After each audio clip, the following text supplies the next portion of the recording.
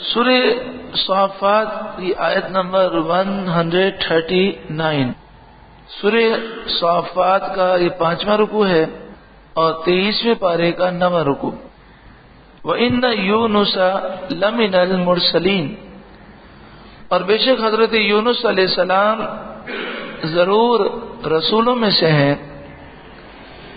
اذ ابق الى الفلك المشحون، جب آپ بھری کشتی کی طرف نکل گئے. فساہم، تو انہوں نے قرعہ اندازی کی، قرعہ ڈالا. فکان من المدحضین، تو حضرت یونس علیہ السلام دھکیلے ہوئوں میں ہو گئے، یعنی آپ کو کشتی میں سے نکال کر لوگوں نے سمندر میں ڈال دیا. فالتقمه الحوت، فالتقم نگل لیا، تو ایک بڑی مچھلی نے آپ کو نگل لیا. وہو ملیم، اس حال میں کہ حضرت یونس علیہ السلام اپنے آپ کو ملامت کرتے تھے. فلولا انه كان من المسبحین، تو اگر وہ تسبیح کرنے والے نہ ہوتے، للبث فی بطنه الى یوم یبعثون، تو ضرور مچھلی کے پیٹ ہی میں رہتے اس دن تک جس دن لوگ اٹھائے جائیں گے. فنبذناه بالعراء، تو ہم نے حضرت یونس کو میدان پر ڈال دیا. وہو سقیم، اس حال میں کہ وہ علیل تھے، بیمار تھے. یہ واقعہ ہم پہلے بھی سن چکے ہیں. جب بھی انبیاء کا ذکر ہوتا ہے تو یہ بات پیش نظر رہے کہ انبیاء اللہ کے سب سے زیادہ مقرب بندے ہیں، سب سے زیادہ مقرب بندے ہیں، اور اللہ کے دربار میں انہیں خاص مقام حاصل ہے. وہ رب کی بارگاہ میں جس طرح بھی عاجزی کریں، یہ ان کے قرب کا مقام ہے، اور یہ ان کی عبادت ہے، گریہ و زاری ہے، عاجزی ہے. اور رب انہیں جو فرمائے وہ رب ہے، خالق کائنات ہے، وہ ان کا مالک ہے. یہ خاص معاملہ ہے رب اور انبیاء کے درمیان. ہمیں کسی قسم کا بھی کلام کرتے ہوئے بہت احتیاط کرنی چاہیے، بہت احتیاط کرنی چاہیے. اور جہاں تک تعلق ہے خطا کا، یا جہاں تک تعلق ہے لغزش کا، تو اگر عام لوگوں کے لحاظ سے دیکھا جائے تو وہ کوئی خطا نہیں ہوتی، کوئی لغزش نہیں ہوتی. لیکن چونکہ انہیں رب کا خاص قرب حاصل ہے تو ان کے لیے امتحانات بھی ہیں اور آزمائشیں بھی ہیں. میں آپ کو ایک واقعہ سناتا ہوں جو حضرت مولانا روم علیہ رحمہ نے لکھا.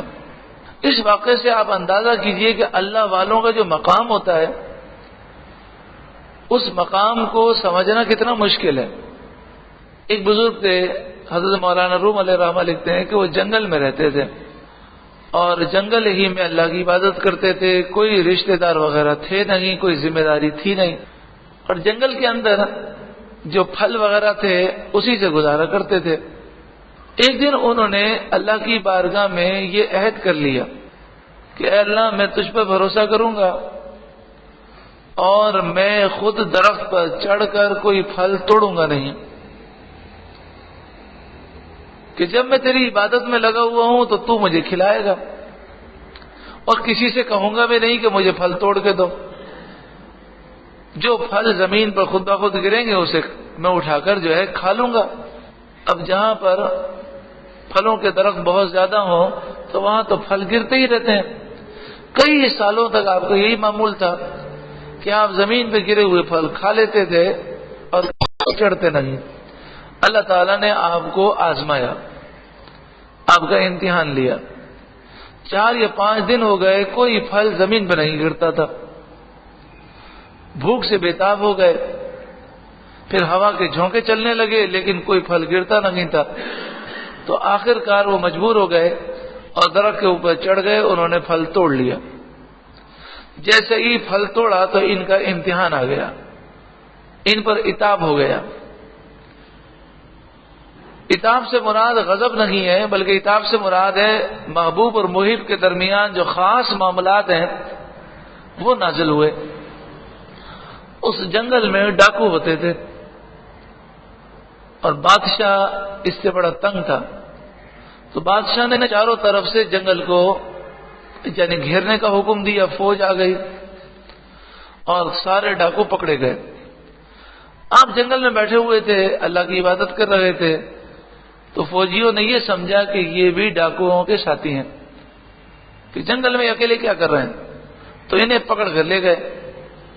اور پھر شہر کا جو حاکم تھا اس نے یہ آرڈر جاری کیا کہ جتنے ڈاکو ہیں سب کا ایک ہاتھ اور ایک ٹانگ جو ہے وہ کاٹ دی جائے۔ تو سارے ڈاکوؤں کے لیے جو یہی حکم جاری ہوا۔ جب ان کی باری آئی تو جلاد نے ان کا ہاتھ کاٹ دیا۔ جب ہاتھ ان کا کٹ گیا تو انہوں نے صبر کیا۔ اب جب جلاد ان کی ٹانگ کاٹنے کے لیے آگے بڑھا تو ایک غیبی مدد ظاہر ہوئی اور ایک نوجوان گھوڑے پر بیٹھ کر آیا جو غالباً جو فرشتہ تھا، وہ آیا اور اس نے جلاد کے پاس کھڑے ہو کر کہا کہ یہ ابدال ہے، یہ اللہ کا خاص ولی ہے، تو نے اب اس کے پاؤں کاٹنے کی کوشش کی تو تجھے جلا کر راکھ کر دیا جائے گا، ہلاک کر دیا جائے گا۔ تو وہ جلاد کانپ گیا اور بے ہوش ہو کر گر گیا۔ جب اسے ہوش آیا تو اس نے حاکم شہر سے کہا کہ ہم سے بہت بڑی خطا ہو گئی ہے۔ وہ بھی رونے لگا اور وہ ہاتھ جوڑ کر معافی مانگنے لگا کہ آپ تو ابدال ہیں، بزرگ ہیں، ہمیں معاف کر دیں کہ ہمیں آپ کا ہاتھ کاٹا۔ تو آپ نے کہا ہاتھ جو کٹا اس میں تمہارا قصور نہیں ہے، مسئلہ یہ ہے کہ میں نے یہ کہا تھا کہ میں اس ہاتھ سے پھل نہیں توڑوں گا، تو میں نے 4-5 سال کے بعد جب یہ کام کیا تو میرا ہاتھ کاٹنے کا حکم ہو گیا، مجھے سبق سکھایا گیا۔ آپ بتائیے کہ عام لوگوں کے لیے تو حکم یہی ہے نا کہ اللہ تعالیٰ نے ہاتھ پاؤں دیے ہیں تو وہ کوشش کریں اور روزی کے حصول کے لیے کوشش کریں، تو انہوں نے جو کیا وہ عام لوگوں کے لحاظ سے تو صحیح کیا، لیکن جہاں تک ان کے قرب کا مسئلہ تھا وہ معاملہ دوسرا تھا۔ اب یہ ہوا کہ ایک شخص جنگل میں ان سے ملنے کے لیے گیا، تو اسے پتہ چلا کہ جب حضرت کو دستک دی جاتی ہے تو حضرت منع فرما دیتے ہیں اور کہتے ہیں میں اللہ کی عبادت میں ہوں، مجھے کسی سے ملنا نہیں ہے۔ تو اس نے سوچا کہ میں حضرت سے ملاقات کروں، تو آج ایسا کرتا ہوں کہ بغیر پوچھے چلا جاتا ہوں۔ تو وہ شخص بغیر پوچھے آپ کی جھوپڑی مبارک میں داخل ہو گیا۔ جیسے ہی داخل ہوا تو آپ اپنے کپڑوں میں پیغام لگا رہے تھے اور آپ کے دونوں ہاتھ سلامت تھے۔ تو اس نے کہا کہ یہ کیا حضرت، آپ کا تو ہاتھ کٹا ہوا ہے۔ تو آپ نے فرمایا تو بغیر اجازت میرے گھر میں داخل کیوں ہوا؟ اس نے کہا حضرت غلطی ہو گئی، میں تو شوق میں محبت میں آیا، میری یہ خواہش تھی کہ میں آپ کا دیدار کروں، مجھے پتا تھا اگر پوچھوں گا تو آپ منع کر دیں گے۔ تو آپ نے فرمایا یہ راز ہے، مجھے جو ہاتھ کاٹنے کا حکم دیا گیا وہ جو مقام تھا وہ مسئلہ اور تھا، اور یہ جو اللہ نے مجھے ہاتھ دیا ہے یہ اللہ تبارک و تعالیٰ کا خاص کرم ہے مجھ پر۔ تو یہ گفتگو ہو رہی تھی، تو لوگ وہاں پر جو جمع تھے انہوں نے جب یہ آوازیں سنی تو انہوں نے سراغ سے دیکھ لیا، تو وہ بھی حیران ہو گئے کہ حضرت کا ہاتھ تو صحیح سلامت ہے۔ تو وہ وہیں سے آواز لگانے لگے کہ حضرت یہ تو آپ کا ہاتھ سلامت ہے۔ تو آپ نے رب کی بارگاہ میں عرض کی مالک میں تو اس راز کو چھپانا چاہتا تھا، یہ راز کیسے ظاہر ہو گیا؟ حضرت مولانا روم کیا فرماتے ہیں سبحان اللہ، فرمایا کہ آپ کے لیے غیبی صدا ہوئی اور فرمایا گیا اے میرے بندے یہ جو معاملہ تھا یہ خاص معاملہ تھا، لیکن یہ لوگ بدگمانی کرتے تھے اور کہتے تھے کہ یہ جنگل میں بیٹھ کر اللہ اللہ کرتا ہے اور یہ اصل میں ڈاکوؤں کا ساتھی ہے۔ تو ہم نے یہ چاہا کہ ان کا ایمان برباد نہ ہو، تو انہیں دکھا دیا کہ تجھے کیا ہم نے مقام و مرتبہ دیا۔ یعنی کیا مطلب ہوا کہ اللہ اور بندے کا خاص جو معاملہ ہے یہ ان کا خاص معاملہ ہے. ہمیں کوئی بھی جملہ ایسا ویسا اگر کہیں گے تو ایمان برباد ہوگا, دنیا آخرت تباہ ہو جائے گی. تو حضرت یونس علیہ الصلوۃ والسلام اور رب کا خاص معاملہ ہے, اور اس معاملے کی ڈیٹیل ہم بتا چکے کہ آپ اپنی قوم سے یہ کہتے ہیں کہ اللہ کا عذاب آنے والا ہے, اور آپ کو یہ حکم آ جاتا ہے کہ اب اللہ کا عذاب جو ہے صبح آ جائے گا. تو آپ اپنی قوم سے جب آپ یعنی یہ سمجھ لیتے ہیں کہ یہ ایمان نہیں لائیں گے تو اب آپ چلے جاتے ہیں. آپ کو یہ حکم تو نازل ہوا تھا کہ کل عذاب آئے گا, لیکن ابھی یہ حکم نہیں نازل ہوا تھا کہ آپ چلے جائیں. تو آپ چلے جاتے ہیں اور آپ یہ خیال کرتے ہیں کہ اللہ تبارک و تعالی نے مجھے منع بھی نہیں کیا تو میں جا سکتا ہوں. اور پھر آپ ایک کشتی میں بیٹھتے ہیں تو وہ کشتی پھنس جاتی ہے. ان لوگوں کا دستور یہ ہے کہ وہ کہتے ہیں کہ اگر کوئی بھاگا ہوا غلام آ جائے تو کشتی پھنس جاتی ہے. تو انہوں نے اس وقت جو قرآن اندازی کی, آپ کا نام نکلا تو آپ کو انہوں نے دریا میں ڈال دیا, سمندر میں. مچھلی نے نگل لیا. 40 دن آپ جو ہے مچھلی کے پیٹ میں رہے. پھر آپ باہر تشریف لائے اور پھر اللہ تعالیٰ نے آپ کو دوبارہ اس کو بھیجا. اب دیکھیں بظاہر یہ معاملہ ہے, اور دوسری طرف معاملہ کیا ہے کہ یونس علیہ السلام چونکہ رات کو نکل گئے تھے, اور جب قوم نے یہ دیکھا کہ یونس علیہ السلام نہیں ہے تو قوم کو یقین ہو گیا کہ عذاب آنے والا ہے. تو انہوں نے سچی پکی توبہ کر لی اور اللہ تعالیٰ نے سب کو معاف کر دیا, اور ہزاروں لوگ مسلمان ہو گئے. تو بظاہر یہ معاملہ ہے, اور دوسری طرف کیا ہے کہ آپ کے جانے کی وجہ سے پوری قوم کو اسلام نصیب ہو گیا. جس طرح حضرت آدم علیہ السلام نے گندم کھایا یا جو بھی کھایا, تو بظاہر یہ معاملہ ہے کہ وہ رب کی بارگاہ میں رو رہے ہیں, اور دوسری طرف یہ معاملہ ہے کہ اگر وہ ایسا نہ کھاتے تو دنیا میں کیسے آتے. اور پھر اتنی آسمانی کتابیں, اتنے نبی, اتنے رسول, اتنے جہاد, اتنے مجاہدات کیسے ہوتے. کسی نے کیا خوب کہا کہ یہ ہم اکثر سناتے ہیں, ایک بزرگ کے سامنے کسی نے بے ادبی کی حضرت آدم علیہ السلام کی, اور جو کسی نبی کی بے ادبی کرے تو وہ تو ایمان سے فارغ ہے, وہ تو کافر ہے.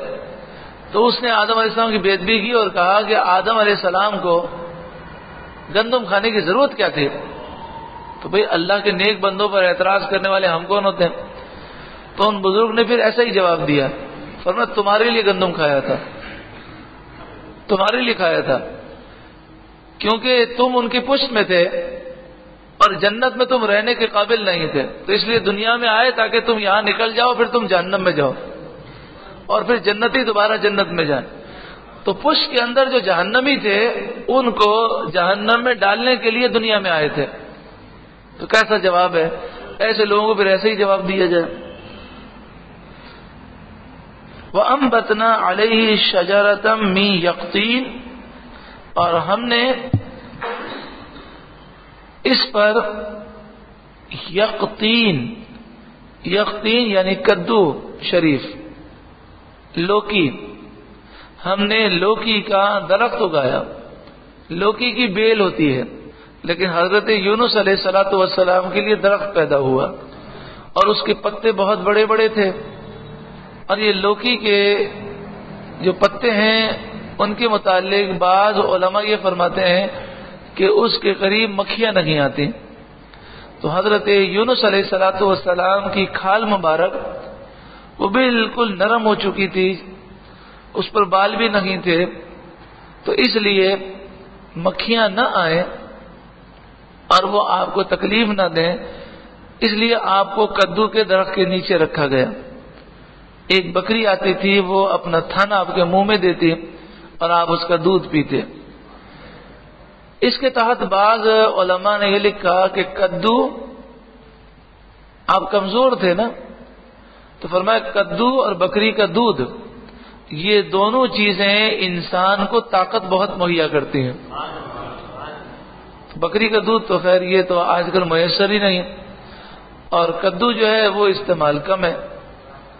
عقد جہاں صلی اللہ علیہ وآلہ وسلم کو کدو شریف بہت پسند, ہم اسی لیے اسے شریف کہتے ہیں مطلب یہ کہ بابرکت ہے، کدو مبارک ہے، جو کہ حضور کو بڑا پیار ہے۔ حضرت انس فرماتے ہیں کہ میں نے دیکھا کہ نبی اکرم صلی اللہ علیہ وآلہ وسلم کے پاس یہ سالن پیش کیا گیا اور آپ سالن میں کسی چیز کو تلاش کر رہے ہیں، تو میں نے جب یہ دیکھا کہ حضور کو اتنا پسند ہے تو مجھے کدو سے سب سے زیادہ پیار ہو گیا۔ یہ ہے نا کہ حضور کی پسند پر ہماری پسند قربان۔ عقد جہاں صلی اللہ علیہ وآلہ وسلم کو جب کدو شریف اتنا پسند ہے تو ہم کوشش کریں کہ اس کا استعمال کثرت سے ہو، دال ہو، گوشت ہو، اس میں استعمال ہو۔ یہ کدو جو ہے حافظے کو بہت تیز کرتا ہے، یادداشت مضبوط کرتا ہے، دماغی صلاحیتیں وہ عطا کرتا ہے، اور کدو کے استعمال جو کثرت سے کرتا ہوگا اسے بلڈ پریشر اور انشاءاللہ دل کے امراض نہیں ہوں گے۔ ویسے بھی سنت کی بڑی برکتیں ہیں۔ اللہ تعالی ہمیں حضور صلی اللہ علیہ وآلہ وسلم کی محبت میں ان سنتوں پر بھی عمل کی توفیق عطا فرمائے۔ وَأَرْسَلْنَاهُ إِلَى مِئَةِ أَلْفٍ أَوْ يَزِيدُونَ۔ ہمارے ایک بزرگ ہیں، وہ الحمدللہ پروگراموں میں تشریف لاتے ہیں، وہ فرماتے ہیں جب سے میں نے یہ سنا ہے کہ نبی اکرم صلی اللہ علیہ وآلہ وسلم کو کدو شریف بڑا پسند ہے، فرماتے اس وقت سے میں نے گھر والوں سے کہا ہے کہ ہر سالن کے اندر کدو شریف ضرور ڈالنا۔ یہ بھی عشق و محبت کی باتیں ہیں۔ اللہ رب العالمین بے حساب بخشنے والا ہے، کیا معلوم کس کی کیا ادا پسند آ جائے۔ ہم تو اس کی رحمت کے متمنی ہیں، ہو سکتا ہے کسی کی یہی ادا پسند آ جائے اور اسے بخش دیا جائے۔ اور ہم نے حضرت یونس کو 1,00,000 سے زائد لوگوں کی طرف بھیجا۔ 100,000، 100 مانے 100 اور 1000 مانے 1000، 100,000 کتنے ہو گئے؟ 1,00,000۔ او یزیدون، بلکہ اس سے زائد، یعنی 1,00,000 سے زائد۔ فآمنوا، تو وہ 1,00,000 سے زائد لوگ ایمان لائے۔ ذرا آپ سوچیں اللہ والوں کہ ہر عمل میں اللہ نے کتنی تاثیر پیدا کی ہے۔ حضرت یونس، حضرت نوح علیہ السلام 950 برس تک آپ تبلیغ فرماتے ہیں، 72 یا 78 یا 80 لوگ مسلمان ہوئے۔ حضرت ہود علیہ السلام ساری زندگی تبلیغ فرماتے ہیں، 4000 مسلمان ہوئے۔ حضرت یونس علیہ السلام ساری زندگی تبلیغ فرماتے ہیں، ایک بھی مسلمان اس وقت نہیں ہوا۔ لیکن آپ رات کو اللہ کے حکم آنے سے پہلے نکل جاتے ہیں۔ اس کی برکت تو دیکھیں کہ اس کی برکت سے 1,00,000 سے زائد لوگ مسلمان ہو گئے۔ کیا فرمایا حضرت صدر الشریعہ بدر الطریقہ نے؟ فرمایا کہ اللہ والوں کی لغزشات، جو لغزش ہو جاتی ہے کہ بے خیالی میں ان سے کوئی کام ہو جاتا ہے، انہیں بھلا دیا جاتا ہے، تو فرمایا اللہ والوں اور مقرب بندوں کی لغزشات کا وہ درجہ ہے کہ دنیا کے سارے صالحین مل کر جو نیکیاں کرتے ہیں ان سے بھی بلند درجہ ان کی ایک لغزش کا ہوتا ہے۔ اس سے زیادہ اس ایک لغزش کی برکتیں ہوتی ہیں، کیونکہ وہ اللہ کا خاص قرب رکھتے ہیں۔ فآمنوا، پس وہ ایمان لائے، فمتعناہم الی حین، فمتعناہم الی حین، تو ہم نے یونس علیہ السلام کی قوم کو ایک وقت تک برتنے دیا، انہیں عذاب سے بچایا۔ فاستفتہم، اے محبوب آپ ان کفار مکہ سے، مشرکین مکہ سے پوچھیں، علی ربک البنات، کیا تمہارے رب کے لیے بیٹیاں ہیں؟ وَلَهُمُ الْبَنُونَ، اور ان کافروں کے لیے بیٹے ہیں، انہیں بیٹے اچھے لگتے ہیں، بیٹیوں سے نفرت ہے، اور اللہ کے لیے کہتے ہیں کہ اللہ کے فرشتے اللہ کی بیٹیاں ہیں۔ ام خلقنا الملائکۃ اناثا، کیا ہم نے فرشتوں کو عورتیں بنایا؟ وہم شاہدون، اور کیا وہ اس وقت موجود تھے؟ الا انہم من افکہم، سن لو یہ ان کی من گھڑت باتیں ہیں، جھوٹا بہتان ہے۔ لَيَقُولُونَ،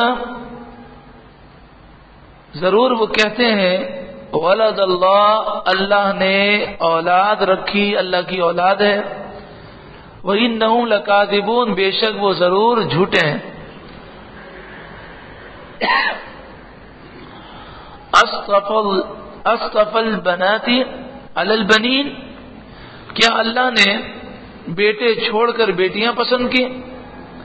ما لکم، تمہیں کیا ہے، کیف تحکمون، کیسا حکم لگاتے ہو، افلا تذکرون، کیا تم سوچتے نہیں، دھیان نہیں کرتے، ام لکم سلطان مبین، یا تمہارے پاس کوئی واضح کھلی سند ہے، فأتوا بکتابکم ان کنتم صادقین، اگر تم سچے ہو تو اپنی کتاب دکھاؤ، وجعلوا بینہ وبین الجنۃ نسبا، پھر جب پوچھا گیا ان مشرکین سے کہ اللہ کے یہاں بیٹیاں کیسے ہوئی، تو انہوں نے کہا کہ اللہ نے جنات میں ایک مؤنث جن سے شادی کی، نعوذ باللہ من ذالک، وجعلوا، اور ان ظالموں نے، بینہ، اللہ کے درمیان، وبین الجنۃ، اور جنات کے درمیان، نسبا، رشتہ قرار دیا،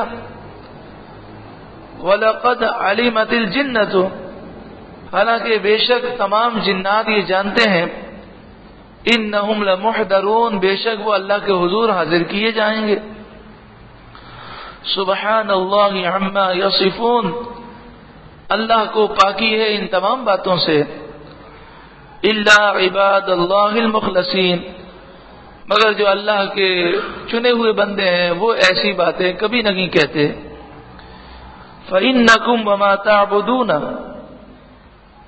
تو تم اور جو کچھ تم اللہ کے سوا پوجتے ہو، ما انتم علیہ بفاتنین، تم اس کے خلاف کسی کو بہکانے والے نہیں، یعنی تم اور تمہارے بت سب مل کر کسی کو گمراہ نہیں کر سکتے، الا من هو صال الجحیم، مگر وہی گمراہ ہوتا ہے جو بھڑکتی ہوئی آگ میں جانے والا ہے، جن کے نصیب میں ایمان ہے وہ کبھی ان باتوں میں نہیں آتے، وما منا الا له مقام معلوم، اور فرشتے تو یہ کہتے ہیں ہم میں ہر ایک کا ایک مقام معلوم ہے، ہم اللہ کے مقرب بندے ہیں مگر ہم اللہ کی بیٹیاں یا بیٹے نہیں، وَإِنَّا لَنَحْنُ الصَّافُّونَ، اور فرشتے کہتے ہیں ہم تو پروں کو پھیلائے ہوئے رب کے حکم کے منتظر رہتے ہیں، ہم تو رب کے فرمانبردار ہیں، وَإِنَّا لَنَحْنُ الْمُسَبِّحُونَ، اور بے شک ہم اللہ ہی کی تسبیح کرنے والے ہیں، وَإِن كَانُوا لَيَقُولُونَ، اور بے شک وہ کہتے ہیں لو ان عندنا ذکرا من الاولین، اگر ہمارے پاس اگلوں کی کوئی نصیحت ہوتی، لکننا عباد اللہ المخلصین، تو ضرور ہم اللہ کے چنے ہوئے بندے ہوتے، یعنی یہ کفار مکہ یہ کہتے تھے کہ اگر ہمارے پاس کوئی آسمانی کتابیں ہوتی تو ہم اچھی طرح عمل کرتے، فرمایا اب تو کتاب آ گئی اب بھی نہیں مانتے، فکفروا بھی، تو انہوں نے اسلام کا انکار کیا، فسوف یعلمون، تو ان قریب وہ جان لیں گے، وَلَقَدْ سَبَقَتْ كَلِمَتُنَا لِعِبَادِنَا الْمُرْسَلِينَ، اور بے شک ہمارا کلام گزر چکا ہمارے بھیجے ہوئے بندوں کے لیے، إِنَّهُمْ لَهُمُ الْمَنْصُورُونَ، بے شک اللہ انہی کی مدد فرمائے گا، تو حضور کی مدد اللہ نے فرمائی اور کافروں پر اللہ نے حضور کو غلبہ عطا فرمایا، وَإِنَّ جُنْدَنَا لَهُمُ الْغَالِبُونَ، اور بے شک ہمارا جو لشکر ہے یعنی اللہ والوں کا جو گروہ ہے وہی کامیاب ہوگا، وہی غالب آئے گا، فَتَوَلَّ عَنْهُمْ حَتَّى حِينٍ، تو اے محبوب آپ ایک وقت تک ان کافروں سے منہ پھیر لیں، وَأَبْصِرْهُمْ، اور انہیں آپ دیکھتے رہیں، فَسَوْفَ يُبْصِرُونَ، ان قریب وہ بھی اللہ کے عذاب کو دیکھیں گے، افبعذابنا یستعجلون، کیا ہمارے عذاب کی جلدی کرتے ہو؟ تو کیا ہمارے عذاب کی جلدی کرتے ہیں؟ فَإِذَا نَزَلَ بِسَاحَتِهِمْ، جب ہمارا عذاب ان کے صحن میں اترے گا اور بالکل ان کے قریب پہنچ جائے گا، پھر کیا کریں گے؟ فَسَاءَ صَبَاحُ الْمُنذَرِينَ، تو ان لوگوں کی صبح کتنی بری ہوگی۔ منذرین، جنہیں ڈرایا گیا، جنہیں ڈر سنایا گیا اور انہوں نے نہیں مانا، ان کا حال کتنا برا ہوگا۔ وَتَوَلَّ عَنْهُمْ حَتَّى حِينٍ، تو ایک وقت تک اے محبوب آپ ان سے منہ پھیر لیں۔ وَأَبْصِرْ، اور انتظار کیجئے، فَسَوْفَ يُبْصِرُونَ، ان قریب وہ دیکھیں گے اللہ کے غضب کو۔ سبحان ربک، تیرے رب کو پاکی ہے، رب العزتی، جو عزت والا رب ہے، عما یصفون، ان تمام باتوں سے پاکی ہے جو وہ کہتے ہیں، والسلام علی المرسلین، اور رسولوں پر سلام ہے، والحمد للہ رب العالمین، اور تمام خوبیاں اللہ رب العالمین